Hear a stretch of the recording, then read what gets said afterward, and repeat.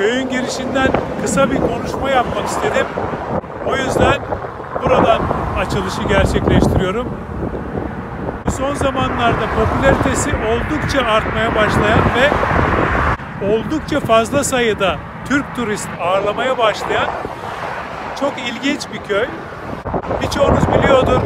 Geçtiğimiz günlerde, TV'lerde, haberlerde konusu oldu. Adem amca ve leylek arkadaşı hikayesi özelliğiyle göze çarpıyor bu köy. Köye doğru ilerleyelim. Bakalım nelerle karşılaşacağız, başımıza neler gelecek.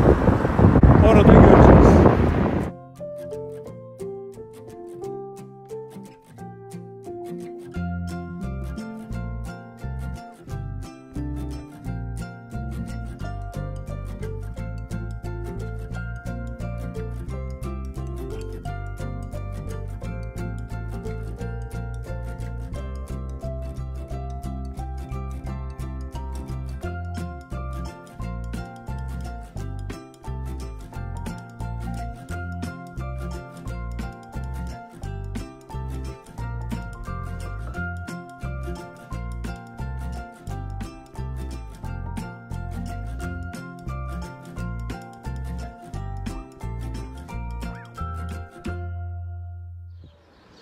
Evet, şimdi Eski Karaağaç yani Avrupa Leylekler Köyü'ne geldik. Köyün merkezindeyiz. Görüyorsunuz duvarlarda her yerde leylek resimleri var. Bu köy leylekleriyle oldukça tanınmış.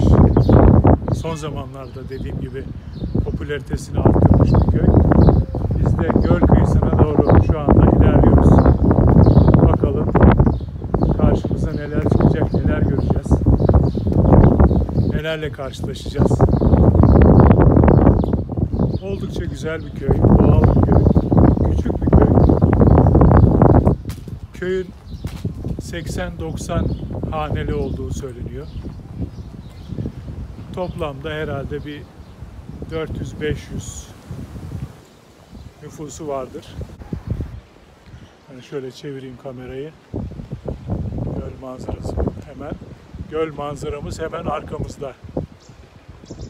Oldukça güzel bir manzara. Köyde yaşayanlar çok şanslı gerçekten.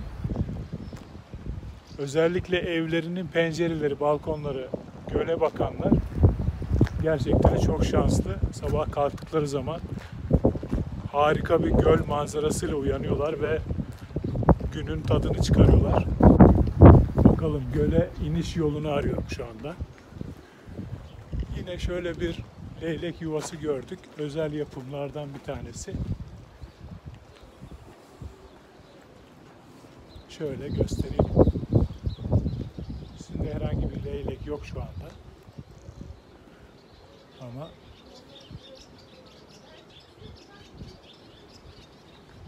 leylek yuvamız şekilde görüldüğü gibi. Evet, bugün gerçekten çok rüzgarlı. Çekim yapmakta zorlanıyoruz. Ama bu güzel göl manzarasına karşı bir çekim yapmak istedim şimdi. Bu Avrupa Leylekler Köyü'nü bir tanıyalım. Özelliklerinden bahsedelim. Eski ismi bildiğiniz üzere Eski Karaağaç. Eski Karaağaç Köyü 1922'de kuruluyor. Aslına bakarsanız bu köy bir Rum köyü. 1922'de Rumlar bu köyü terk ediyorlar ve akabinde Yunanistan'dan gelen Ebadiler bu köyü kuruyorlar. Bilgimiz bu. Daha ince, daha detaylı bilgilere sahip değiliz maalesef. Yani 1922'de kurulduğu söyleniyor. 80-90 hane ve toplam ortalama 400-500 nüfusu var. Oldukça güzel, şirin bir köy. Bu köyü Avrupa Leylekler Köyü yapan en büyük özellik ne? Bu köyde yaşayan bazı duyarlı vatandaşlar, Muhtar Ahmet Bey ve arkadaşları bir oluşum başlatıyorlar. Diyorlar ki madem her yıl buraya leylekler geliyor, Afrika'dan ve diğer ülkelerden konaklıyorlar. Biz de bu leyleklerin yuvalarını arttıralım. Onların işini kolaylaştıralım, ona yardımcı olalım bağımında. Bu köy ve civar köylere, toplam 5-6 köye, bu köyde dahil, elektrik direklerinin üzerine 130 tane leylek yuvası yapıyorlar. Ve bu köye gelen göçmen leylekler oldukça memnun kalıyorlar ve her yıl düzenli olarak gelmeye başlıyorlar aksatmadan. Bunu fark eden, bu arada rüzgar çok kuvvetli, tripodu tutmak zorundayım. Biraz tripodu tutarak konuşmam gerekiyor. Bu durumu fark eden Avrupa Birliği bu köye geliyor, araştırmalar yapıyor, yerinde inceliyor. Gerçekten bu söylenildiği gibi mi bu oluşum? Leylek yuvaları gerçekten yapılmış mı? Ne durumdalar? İnceliyorlar ve çok memnun kalıyorlar. Bu köyün ismi bu sayede Avrupa Leylekler Köyü olarak kalıyor. Yani iki tane ismi var. Biri Eski Karaağaç, diğeri Avrupa Leylekler Köyü. Şimdi buraya nasıl ulaşacaksınız? Bursa'dan yaklaşık olarak 45 kilometre mesafede İzmir yolunda ve Karacabey'e bağlı bir köy burası. Karacabey'e de 15 kilometre mesafede. Eğer bu köyü ziyaret etmek istiyorsanız, özellikle bahar aylarında gelirseniz leylekleri de görme şansınız var.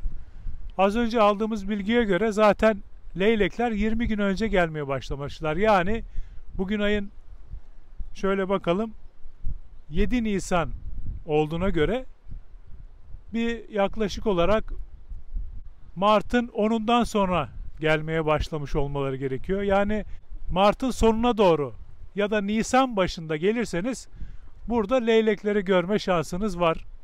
Bu köyün leylekler dışındaki bir diğer özelliği ise su kuşları da buraya geliyor, konaklıyor, barınıyor ve üreme alanı olarak kullanıyorlar burayı.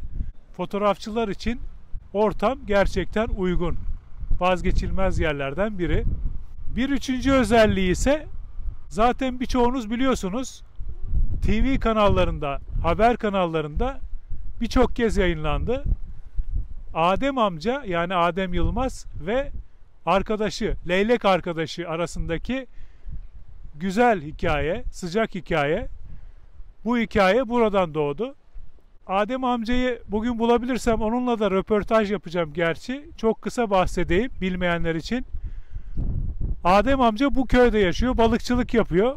Bir gün yine balığa çıkıyor. Yine göç mevsimi tabii.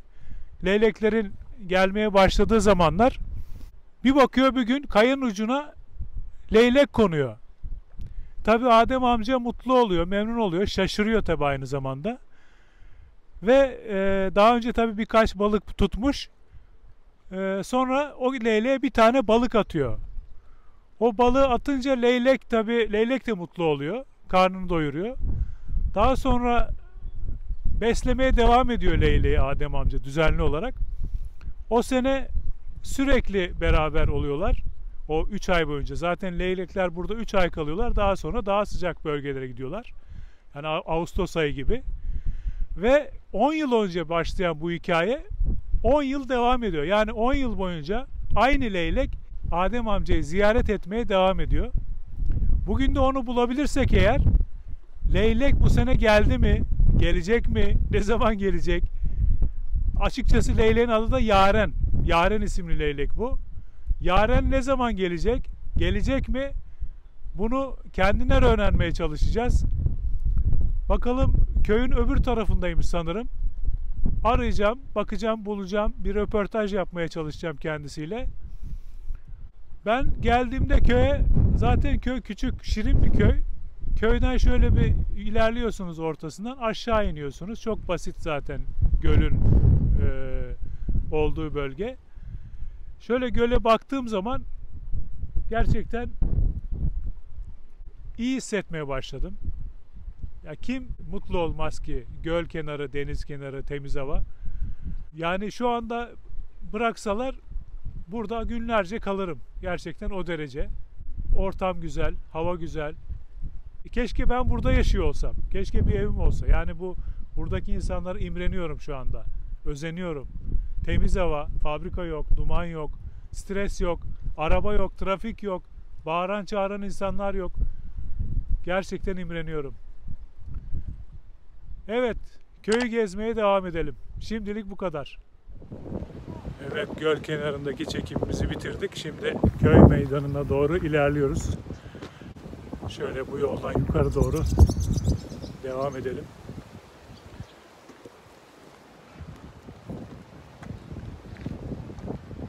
Evet, şu köye, şu eve hakikaten imrendim. Şu ev gölün hemen sıfır kıyısında.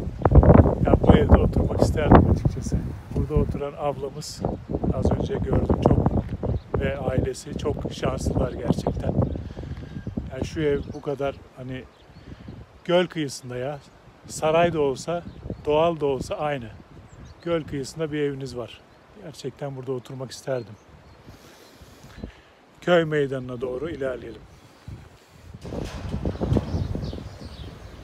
Selamünaleyküm. Kahve neredeydi abi? Evet, şurada hemen arabaların durduğu yerde. Ha, ilerideydi değil mi? Tamam, tamam. Kendine iyi bak. Görüşürüz. Sağ ol. Görüşürüz. Evet, şimdi köy kahvesine doğru ilerliyoruz. Kahvede bakalım birkaç kişi varsa onlarla da konuşacağız. Görüşlerini alacağız. Daha sonra Adem amcayı arayacağız. Leylek arkadaşıyla olan hikayesi olan Adem amca. Burası köy meydanı olmalı. Evet, burası köy meydanı. Satıcılar var, ziyaretçiler var, manav var. Evet, şimdi göl kenarındaki çekimimizi bitirdik. Köy meydanına geldik. Köy meydanındaki köy kahvesi. Zaten bir tane kahve bu. Genel kahve. Burada çok harika abiler var. Çok iyi abiler var. Onlarla tanıştım. Şimdi onlarla konuşacağım. Sohbet edeceğim. Yanımda Süleyman abi, değil mi? Süleyman abi var. Merhaba Süleyman abi. Şimdi hoş bulduk. Burası bilindiği üzere Avrupa Leylekler Köyü. Evet. Eski ismiyle de Eski Karaağaç. Karacabey ilçesine bağlı. Evet. Bu Avrupa Leylekler Köyü olarak değişmesi, göç yolunda olması ve bu köyün son zamanlarda popülerliği artması ve buraya oldukça fazla son zamanlarda yerli turistin ziyaret etmesi hakkında ne düşünüyorsun Süleyman abi? Görüşlerinizi alabilir miyiz? Bizim buranın leyleklerin gelmesi köyümüzün gölün içerisinde yarımada olduğundan dolayı, ovalarımızın bol olduğundan dolayı, leyleklerin yiyecek bulduğundan dolayı köyümüze eskiden beri gelen bu leylekler devamlı geliyor. Peki bu durumdan memnun musun abi? Yani köyün çok fazla ziyaretçi geliyor gördüğüm kadarıyla. Ya Az önce bir abiyle şimdi- konuştum, gözlüklü, tanırsınız. memnun- O pek memnun değil gibi görünüyor. Mesela senin görüşün yani. Hayır memnun. Geçen de 5000 kişi birden gelmiş mesela buraya. Bir günde. Evet 5000 kişi değil de yani o kadara yakındır tabii doğru. Peki bu durumdan memnun musun abi? Yani bu köyün böyle tanınması, Ya ne güzel memleketimizin insanı geliyor ziyaret ediyor burasını, güzel bir şey değil mi? Bilmiyorum. tamam. Güzel bir şey değil mi? Tabii ben Çok güzel katılıyorum. bir şey Doğru. bence. Bana sorsan ben de aynı. Yani ne güzel geliyor, Bursalısı geliyor. Türkiye'nin her yerinden insan geliyor burayı. Evet. Türkiye'nin her yerinden. Tanıyalım, tanımayalım. Tanıdığımız da geliyor, tanımadığımız da geliyor. Ne güzel yoğunluk oluyor. Burada çoluk çocuk geziyorlar. Gölü dolaşıyorlar, çevre yollarımızı dolaşıyorlar. Yani çok güzel bir şey gibi görüyorum ben, bilmem. İleride sıkıntı olur mu? Olmaz diye düşünüyorum. Çünkü bizim köyümüzün sahaları çok. Araba bırakma yerleri var, park yerleri var, hepsi var. Onun için sıkıntımız yok yani. Anladım. Peki Süleyman abi, bu durum yaklaşık olarak ne zaman başlar? Bu popülarite artmaya, yani yerli ziyaretçilerin gelmesi ne zaman başladı bu? O 13. mü? 13.'yü kutla. 2004'te değil, 13 sene evvelsi. 13 yıl önce başladı. 13 yıl evvel bu şeyler, organizasyonların oluşundan bu yana insanların göçü devam ediyor. Leyleklerin göçü her yıl, leylekler ta bildiğimizden beri, bizim çocukluğumuzdan beri Ben 67 yaşındayım. Anladım. Peki Süleyman abi, biliyoruz burada Adem abi var. Onun bir hikayesi var. Zaten hemen hemen herkes tanıyor. Yaren isimli bir arkadaşı var. Leylek arkadaşı var. O sayede herkes tanımış durumda. TV'lerdeki haber kanallarında da yayınlandı. Peki Adem abi dışında herhangi bir leylekle olan hikayesi olan biri var mı? Ya leylekle olan hikayesi, herkesin bir hikayesi vardır leylekle. Çünkü Mesela senin başından bir olay geçti mi? göç yeri burası leyleklerin. Benim başımdan bir olay geçmedi leylekler için de. Ama ovalarımızın olduğundan dolayı, leyleklerin geçiş noktası olduğundan dolayı, burada eskiden beri konaklama yaptığından dolayı leyleklerimiz biraz, yani dış köylerden daha çok bizim buranın leyleği. Peki Süleyman abiyle sohbetimizi gerçekleştirdik. Son olarak ilave etmek istediğin bir şey var mı Süleyman abi bu konu hakkında? Yani genel olarak bu konuyu ele aldık. İlave etmek istediğin insanlara, daha önce gelmemiş olan insanlara, Daha önce gelmemiş olan insanlara, daha önce gelmeyenler buyursun gelsin. Eski Karaağaç'ta her şeyimiz var. Her şeyimiz mevcut. Yani gıdamız da var. Yeme olayından dolayı kafelerimiz de var. Lokantamız var. kapımız açık diyorsun. Her türlü imkanlarımız var. Herkes buyursun gelsin. Süleyman abi, o zaman çok teşekkür ediyorum bu sohbet için. Ben teşekkür ederim Mecit'ciğim. Ben de teşekkür ederim. Sağ ol Süleyman abi, teşekkür ettim. Şimdi Süleyman abinin görüşlerini aldık. Şimdilik sohbetimiz bu kadar. Bir sonraki çekimde görüşmek üzere. Kendisine rica ettim, beni kırmadı sağ olsun. Kısa bir konuşma yapacağız. Bu sene arkadaşı Yaren, Leylek Yaren de gelmiş. Onu da gösterecek bize. Merhaba Adem abi. Merhaba, hoş geldiniz. Hoş bulduk. Şimdi Leylek de oradaymış galiba. Evet. Bir bakalım. Karşıda leyleğimiz. Evet. Onu görelim. Hem sohbetimize devam ederiz. Tamam.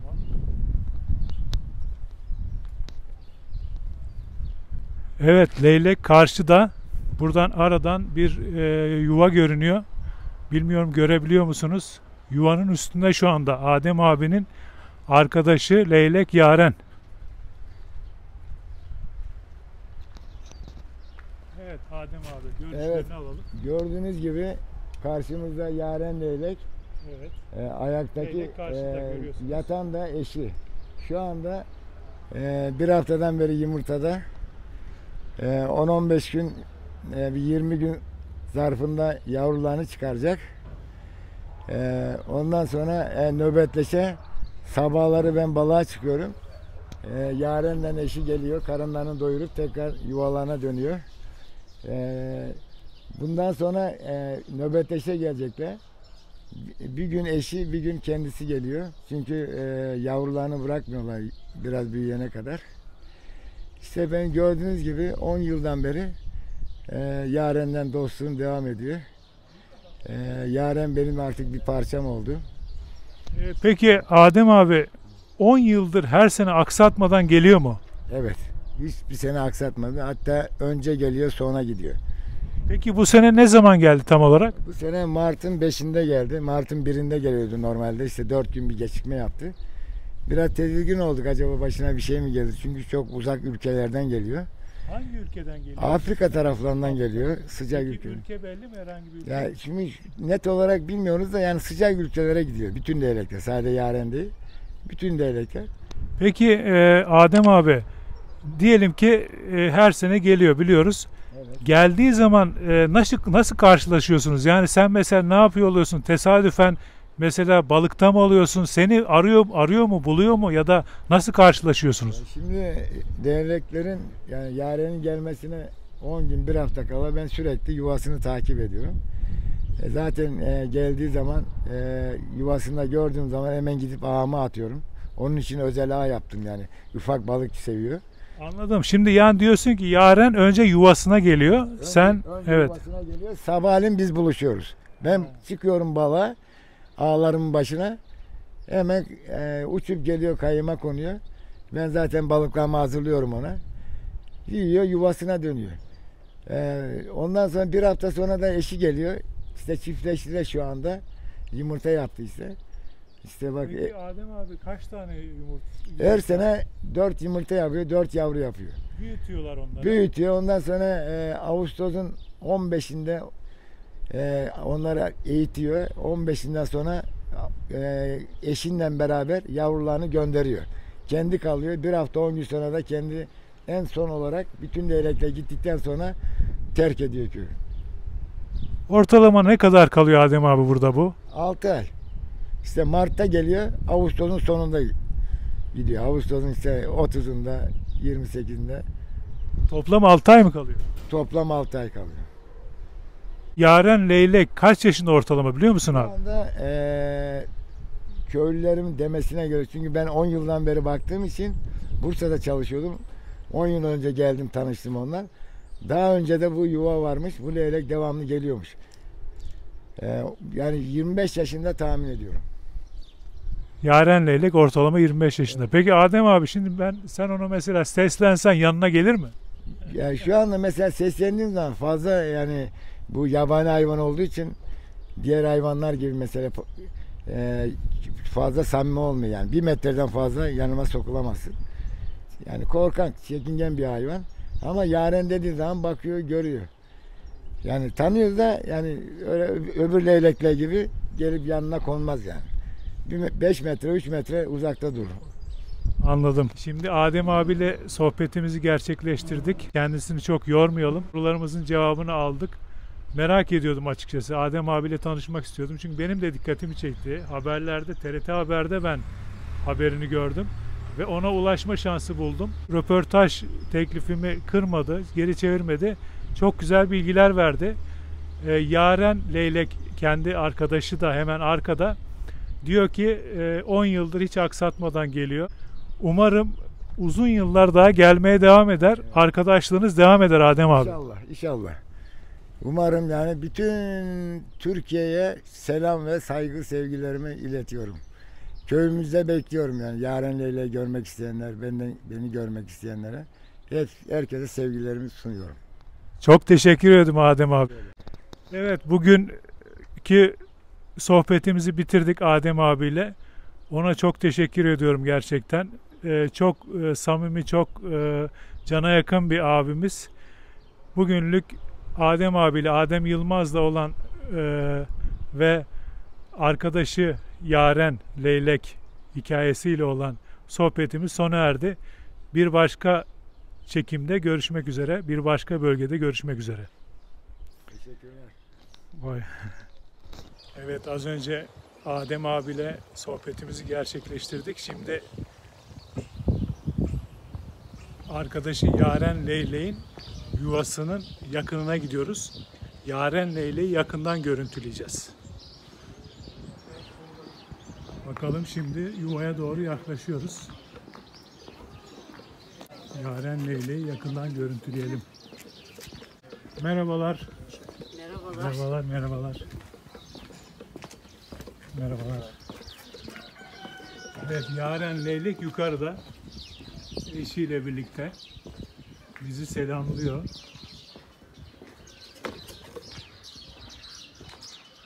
Şu anda tabii Adem abinin bahsettiği gibi onun arkadaşı, biliyorsunuz Adem abi. Gördüğünüz Yaren leylek. Erkek bir leylek bu. O oturan bir tane leylek var, görmüyorsunuz siz. O oturuyor kuluçkada şu anda. Ortalama 4 tane yumurta yaptığı söyleniyor. Şu anda eşi yumurtaların üzerinde, kendi de ayakta. Hem eşine hem yumurtalarına göz kulak oluyor. En yakın bu kadar görüntüleyebiliyoruz. Görüntüdeki Yaren leylek. Güzel bir leylek gerçekten. Sanki bizi dinliyormuş gibi, bizim konuştuklarımızı anlıyormuş gibi. Bizi seyrediyor, bize bakıyor. Bu gördüğünüz yuvalar elektrik direklerine yapılmış olan yuvalar. Bu köy ve civarında söylediğimiz gibi ortalama 130 tane daha yuva var bunun gibi. Bu sene leylekler bir 20 gün önce gelmiş, ancak sayıları çok fazla yokmuş. sanırım 5-6 tane leylek var. 5-6 tane leylek geldiği söyleniyor bu sene. Yani çok fazla leylek gelmemiş açıkçası. Bunun sebebini de çok bilmiyoruz. Kalabalık diyorlar, betonlaşma diyorlar. Yani farklı sebepleri var. Bu yüzden açıkçası çok fazla leylek gelmemiş ama yaren leylek hiç düzenini bozmadan, aksatmadan her yıl mutlaka bu köye ve Adem abinin ziyaretine geliyor. Yaren leyleğin görüntüsü bu şekilde.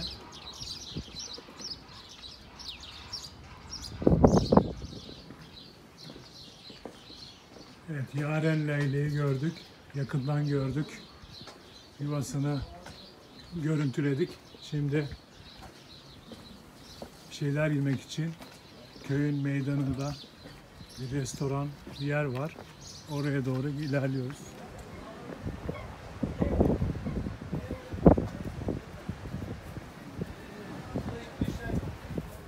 Evet, şimdi lokantanın içerisindeyiz. Ahmet abinin lokantasının içerisindeyiz. Daha sonra yemek yiyeceğiz. Ve daha önce bir güzel bir görüntü alalım, çekim alalım dedik. O da izin verdi sağ olsun. Şöyle lokantanın etrafından mutfak bölümü. Burası lokantanın iç bölümü. Gerçekten sıcak, samimi, güzel bir görüntü var. İnsanı kendine yaklaştıran bir görüntü var. Hemen göl kıyısındaki lokantamız. Daha sonra yemek yiyeceğiz.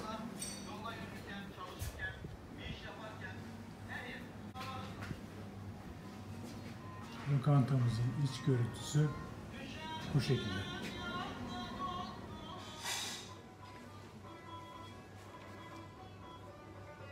Şimdi menümüz geldi. Şöyle göstereyim. Menüdeki yemekler bu şekilde.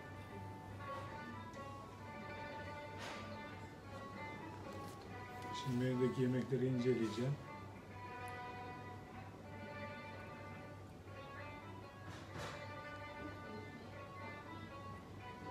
Bakacağım.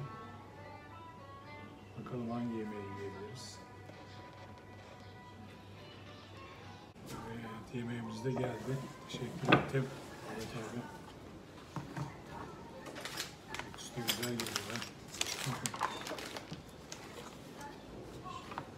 Teşekkür ederim. Afiyet olsun. Sağ ol, çok sağ ol.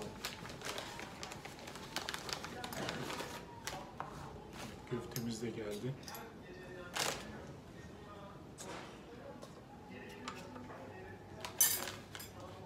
Tamam, şimdi yemeğimizi yiyeceğiz. Yani lezzet, servis, kalite 10 numara. Yani bugün yediğim köftelerin tadını son yıllarda birçok yerde almamış olabilirim. Müthiş bir lezzet, müthiş bir tat. Buraya geldiğiniz zaman, Avrupa Leylekler Köyü'ne geldiğiniz zaman Şehriyar restorantına geliyorsunuz. Göl kıyısında hemen, köyden aşağı iniyorsunuz. Burada 2 tane restoran var. Biri balık restoranı, biri onun ilerisindeki restoran. Balık restoranını geçeceksiniz hemen gölün kenarında. Şehriyar restoran. Bir köfte yedim, bir ayran içtim. Köftenin fiyatı 30 TL, ayran 5 TL. Bu farklı lezzete, bu harika lezzete karşı, bu kaliteye karşı, bu fiyat bence hiçbir şey. Şiddetle tavsiye ediyorum. Oldukça memnun kaldığımı söyleyebilirim. Restorandaki çekimimiz de bu şekildeydi. Evet, Avrupa Leylekler Köyü'nden tekrar merhaba. Bugünkü çekimimizi genel olarak bitirdik. Son kez arkamda görünen harika manzaraya karşı, göl manzarasına karşı, Uluabat manzarasına karşı bir bitiş çekimi çekmek istedim. Şimdi köyde çekimimizi tamamladık. Yaren leylekten görüntü aldık. O bilinen yaren leylekten. Bu Adem amca ve arkadaşı yaren leylek hakkında sohbetimizi yaptık. Köy meydanındaki kahvede sevimli amcalarla sohbetimizi gerçekleştirdik. Gölden manzaralar aldık. Bu amcalarla sohbetimizi yaparken bir şey dikkatimi çekti. Şimdi bu köy biliyorsunuz Uluabat Gölü'nün kıyısında. Görüntü insanların balıkçılık ve tarımla geçindiği yönünde, ancak amcaların verdiği bilgiye göre balıkçılıkla geçim artık burada olmuyormuş. Yani burada profesyonel ya da normal olarak balıkçılıkla geçinilemiyormuş.